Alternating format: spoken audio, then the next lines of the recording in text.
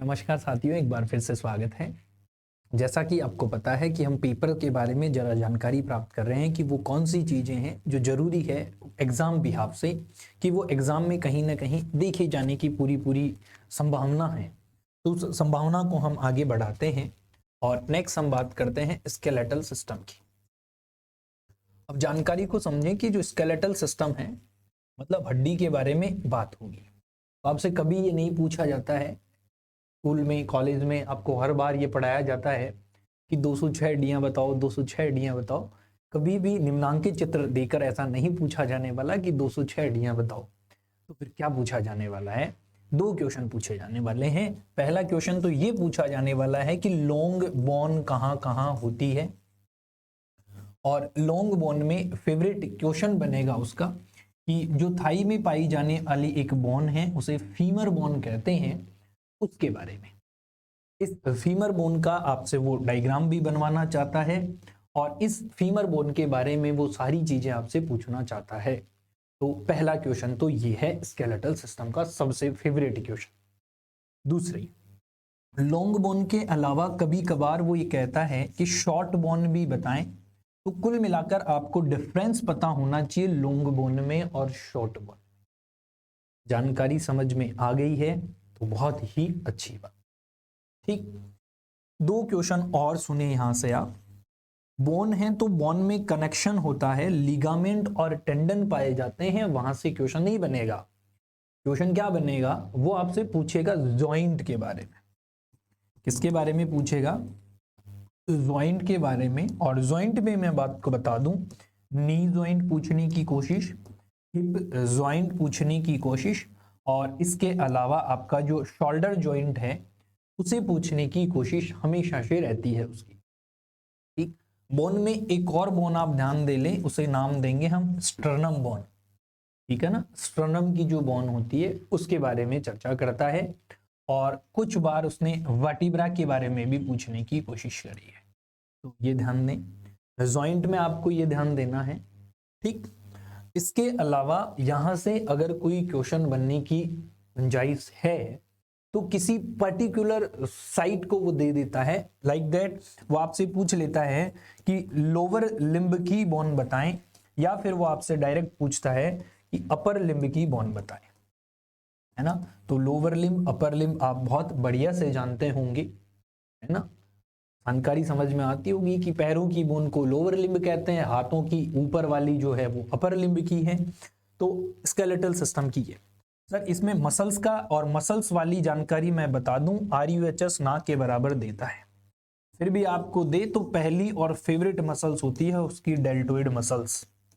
कौन सी मसल्स रहेंगी? Deltoid muscles.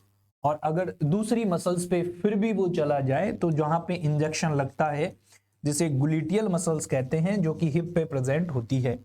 इसके अलावा और चला जाए तो सबसे बड़ी मसल्स पूछ लेता है जिसे सारटोरियर्स के नाम से जाना जाता है। ये मसल्स के क्वेश्चन होंगे, इसके अलावा मसल्स का क्वेश्चन नहीं होगा। यहां तक की बात भी समझ आ चुकी होगी ऐसी आशा मैं करता हूं।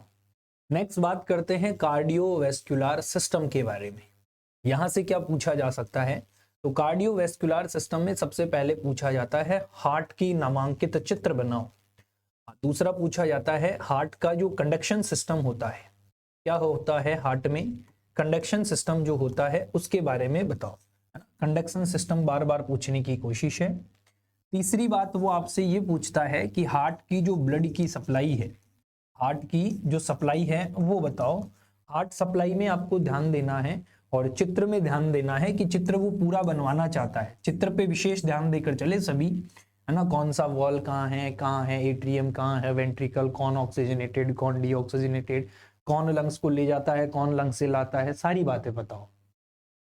इसके अलावा चौथी बात जब आप यहां से करोगे तो यहां से क्वेश्चन बनता है एक बड़ा फिजियोलॉजी का, जिसे आप बीपी रेगुलेशन के नाम से जानते हैं, जो कि आप पढ़ाए गया होगा बैरो रिसेप्टर आपको कीमो रिसेप्टर करके, कि किस प्रकार से बीपी का एक मेंटेन करने का मदद भी करता है कार्डियोवैस्कुलर सिस्टम।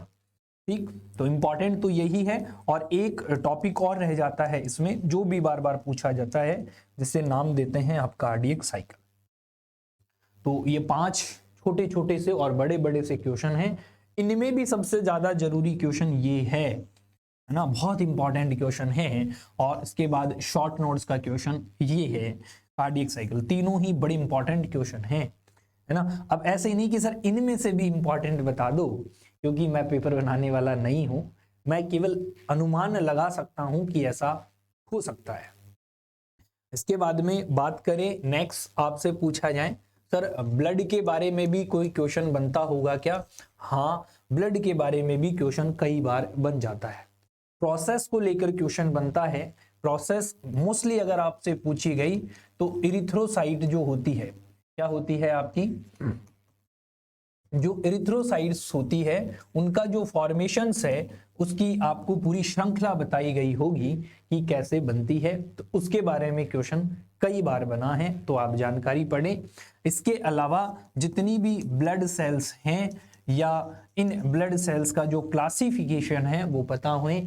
आरबीसी तो अपने आप में रहती है, प्लेटलेट्स भी अपने आप में रहती है, पर डब्ल्यूबीसी का क्लासिफिकेशन आपको याद रहे, है ना। ये भी एक इंपॉर्टेंट बात रहती है, क्योंकि ग्रेनुलोसाइट क्या करती है, एग्रेनुलोसाइट क्या करती है, एग्रेनुलोसाइट में भी फिर आपकी मोनोसाइट क्या करेगी, लिम्फोसाइट क्या करेगी, न्यूट्रोफिल क्या करेगी, बेसोफिल क्या करेगी, है बी लिम्फोसाइट क्या है, टी लिम्फोसाइट क्या है, एवरीथिंग जरूरी। तो आप जानकारी को पढ़ें, ब्लड की चर्चा में ये बहुत आप लोगों की, ठीक। हाँ, एक और क्लॉटिंग फैक्टर, माफी चाहूंगा, ये वाला क्वेश्चन भी आप दिमाग में फीड रखें।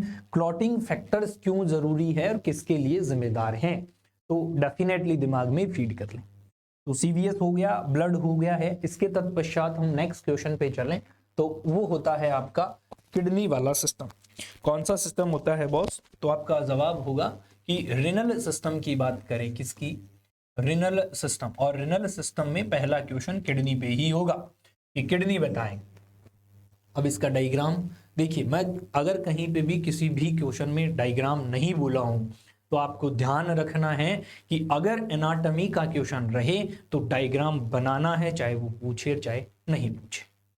आगे की जानकारी, किडनी के बाद में आपसे यहां क्वेश्चन बनेगा, लाख बार बता चुका हूं मैं ये बात, जो मुझसे पढ़ चुके हैं, यूरिन के फॉर्मेशन कैसे होता है, 100 टाइम पूछा गया क्वेश्चन है यूरिन का फॉर्मेशन, किडनी यूरिन का फॉर्मेशन। और इसके अलावा यहां से एक छोटा क्वेश्चन बनता है, वो ये पूछ लेता है कई बार यूरिनरी ब्लैडर के बारे में बताओ, क्योंकि यहां एक स्पेशल प्रकार के टिश्यू पाए जाते हैं, ठीक, जो कि क्या करवाते हैं, कॉन्ट्रैक्शन और रिलैक्सेशन होने में मदद करते हैं। हाँ, ब्लैडर भर जाता है तो कैसे बढ़ जाते हैं, ब्लैडर को खाली करते ही कैसे सिकुड़ जाते हैं।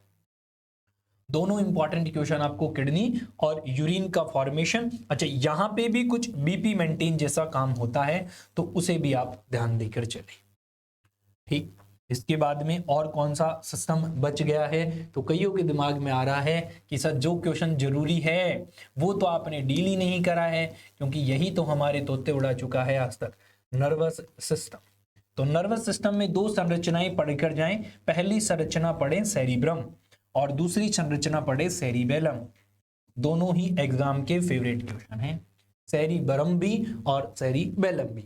तीसरा क्वेश्चन आपसे पूछा जाएगा स्पाइनल कॉर्ड के बारे में, स्पाइनल कॉर्ड के, और इसे पढ़ने से पहले ये बात जरूर पढ़ें कि आपका जो नर्वस सिस्टम है इसका क्लासिफिकेशन क्या है, सेंट्रल नर्वस सिस्टम क्या है और पेरिफेरल नर्वस सिस्टम क्या है ना। हाँ, तो और उसका भी क्लासिफिकेशन आपके दिमाग में रहे, तब आपको पता चलेगा कि कौन सा ऑर्गन कौन से पार्ट का है, वरना तो पता ही नहीं चलेगा कौन कहाँ है ना। हाँ, इसके अलावा 2 क्वेश्चन यहाँ पर बार बार पूछे जाने वाले कि सेंसरी और मोटार नर्व जो होती है उन्हें बताएं, या फिर आपसे पूछा जाए कि क्रेनियल नर्व बताओ और स्पाइनल नर्व बताओ। इन दोनों को याद करने की बहुत ही शानदार ट्रिक मैंने बता रखी है, यूट्यूब पे जाके देखिएगा। ओ टू टच, हाँ, बोला तुम टच करते हो तो बड़ा ही सुंदर फील होता है, लगता है स्वर्ग में हूं, ऐसा हिंदी मीनिंग होगा। और मेरे भैया कहते हैं कि पैसों से शादी करना बुरी बात है ना, संबंध से मैरी मनी, कोई कहता है कि ब्याह कर लूं किनसे, पैसों से, बट माय ब्रदर से बैड थिंग, बुरी चीज है, ना करो ऐसा, है ना। ऐसी बहुत अच्छी अच्छी ट्रिक्स हैं इन सभी को याद करने की। आप चैनल को विजिट करें, वहां पढ़ें, कोई आपत्ति नहीं है, फ्री बिल्कुल है ना, पढ़िए बस। तो जानकारी समझनी है नर्वस सिस्टम की ये स्ट्रक्चर। एक फेवरेट क्वेश्चन और होगा यहाँ से, और वो क्वेश्चन ये होगा कि ब्रेन की जो सप्लाई होती है ना, ब्रेन की जो सप्लाई होती है उसके बारे में क्वेश्चन आता ही आता है, तो वो भी आप पढ़कर चलें। ब्रेन की सप्लाई है ना, नर्व सप्लाई नहीं, ब्लड सप्लाई के बारे में बात कर। चले भाई, यहां तक भी पढ़ चुके होंगे और पढ़ रहे होंगे आप, और पढ़ाई को कंटिन्यूअसली आपको रख कर चलना है। इसके अलावा भी कोई सिस्टम बचता है क्या सर? ENT के बारे में बता दो, एन को तो छोड़ दो, कुछ नहीं आने वाला। ईयर के बारे में सुन लो और आई के बारे में सुन लो, इसमें भी ना के बराबर है। अगर यहां से क्वेश्चन हुआ तो क्वेश्चन यही होगा कि मैकेनिज्म बताओ किसकी? रीजन की, है ना। और यहां क्वेश्चन होगा तो मैकेनिज्म बताओ किसकी? लिसन की, मतलब सुनने की जो आपकी मैकेनिज्म है क्या है, किस प्रकार से आप सुनते हैं, ये दो क्वेश्चन। और साथ ही में इन दोनों के डायग्राम भी आपको ध्यान रहे, ये ENT के क्वेश्चन बनने की गुंजाइश है। सर स्किन से भी कोई क्वेश्चन बनता होगा क्या? नहीं, अगर बनेगा तो केवल इतना कि स्किन जो है वो कितनी लेयर से मिलकर बनी है, और अंदर वाली लेयर कौन सी है, बाहर वाली लेयर कौन सी। तो आशा करता हूं आप लोगों को सभी क्वेश्चंस के बारे में जानकारी जरा थोड़ी थोड़ी मिली हो, पर कुछ तो मिली है जिससे आपके लिए पढ़ना आसान हो चुका होगा, ऐसी उम्मीद मैं करता हूं। इसके अलावा भी कोई सिस्टम है क्या? अगर है, रह गया है, मेरे ध्यान नहीं आ रहा हो, तो आप मुझे कमेंट कर दें, मैं वहां पर बता दूंगा कि ये क्वेश्चन और पढ़ लें आप हैं। तो एनाटॉमी के दोनों वीडियो जरूर देखें, ये वाले फिजियोलॉजी के बिहाफ पे भी और एनाटॉमी के बिहाफ पे भी। अब मैं छोटा सा एक प्रॉब्लम और रहता है जिसे भी डील कर लेता हूं। आपको मैं बता दूं, एग्जाम हमेशा 180 मिनट का होगा, मतलब 3 घंटे का। सर टाइम के मैनेजमेंट में बड़ी दिक्कत है हमारे साथ, समय जो है उस समय को कैसे कैलकुलेट करें, बड़ी दिक्कत है। तो मैं आपको बहुत आसान बता रहा हूं, एग्जामिनर 6 क्वेश्चन देगा और 5 करने को कहेगा, या फिर सीधा ही 5 देगा और 5 करवाएगा। देखो बहुत आसान है।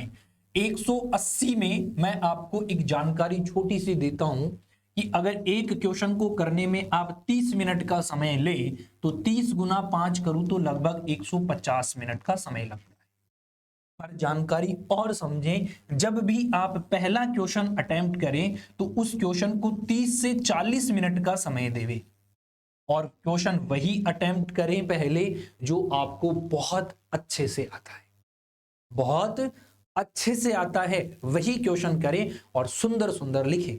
दूसरा क्वेश्चन भी आपको वही करना है, और ये वाला 30 मिनट में, तीसरा भी आपको वही करना है। चौथा क्वेश्चन और तीसरे क्वेश्चन में ये गुंजाइश है कि जो आपको कम आता है उस क्वेश्चन को आप यहां पे टिकाएं। लास्ट में आप हमेशा वही क्वेश्चन करें जो क्वेश्चन आपको ठीक ठाक आता है, ऐसे नहीं कि बिल्कुल भी नहीं आता। और समय एक क्वेश्चन को 30 से 35 मिनट का देकर चलना है। सर बड़ा क्वेश्चन बता दिया आपने, तो अगर शॉर्ट नोट्स आ जाएं 16 नंबर का और 4 गुना 4 लिखा आया है तो क्या करूं?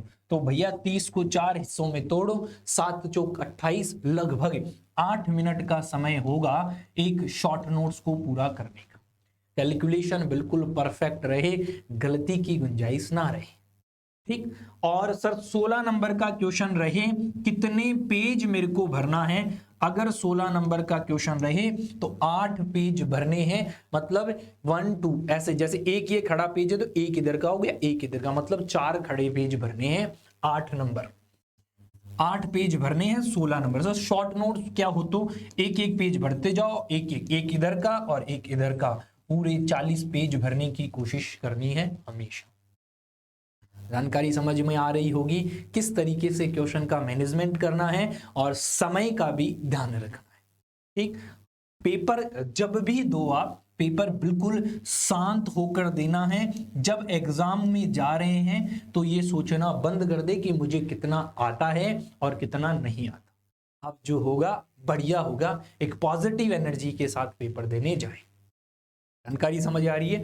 सर एक छोटी सी बात और बता दो। क्या बता दूं कि हमें ये समझ में नहीं आता कि अगर हमसे एनाटॉमी में क्वेश्चन पूछे तो क्या क्या लिखें हम, और अगर हमसे फिजियोलॉजी में वो क्वेश्चन पूछे तो हम क्या क्या लिखें। तो फिजियोलॉजी में जब वो क्वेश्चन पूछें तो इसका मतलब वो पूछना चाहता है फंक्शन, इसका मतलब वो पूछना चाहता है किसी भी ऑर्गन की मैकेनिज्म। फिजियोलॉजी का मतलब वो पूछना चाहता है कि वो कितने कंपोनेंट से मिलकर बना है, वो कौन कौन से ऑर्गन हैं। बस ये तीन ही बातें होंगी फिजियोलॉजी। एनाटॉमी में जब भी बात होगी सबसे पहले उस ऑर्गन की लोकेशन आपको बतानी है, उसके बाद में दूसरा उस ऑर्गन की लोकेशन के बाद उसके एनाटॉमिकल जितने भी रिलेशंस होते हैं, एंटीरियर पोस्टीरियर सुपीरियर, वो भी आपको बताने हैं। इसके बाद में उस ऑर्गन की लोकेशन के साथ साथ उसका नॉर्मल स्ट्रक्चर क्या रहता है, नॉर्मल वेट क्या है, नॉर्मल साइज क्या है, नॉर्मल शेप क्या है। इसके बाद में एनाटॉमी में फिर आपको बतानी है उस ऑर्गन की हिस्टोलॉजी। ये शब्द बड़ा इरिटेट करता है। हिस्टोलॉजी शब्द का मतलब आपसे पूछता है वो स्ट्रक्चर। क्या पूछता है?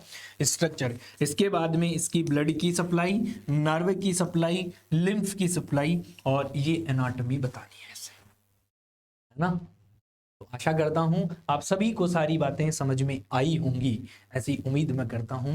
और दिमाग में एक फीड हमेशा याद रखो साथियों, हमेशा याद रखो कि कर दिखाओ कुछ ऐसा, दुनिया करे आपके जैसा। माँ पापा का प्यार, अपनों का साथ हमेशा रहें। दुनिया में लाख आएंगे और लाख चले जाएंगे, फर्क नहीं पड़ना चाहिए, क्योंकि पिता की फिक्र को अगर फक्र में कोई बदल सकता है तो वो केवल आप हैं, केवल आप हैं। इस प्रकार की मेहनत और लगन हमेशा करते रहें, जुड़े रहें हमारे साथ, और नई जानकारियां नर्सिंग के बारे में प्राप्त करते रहें।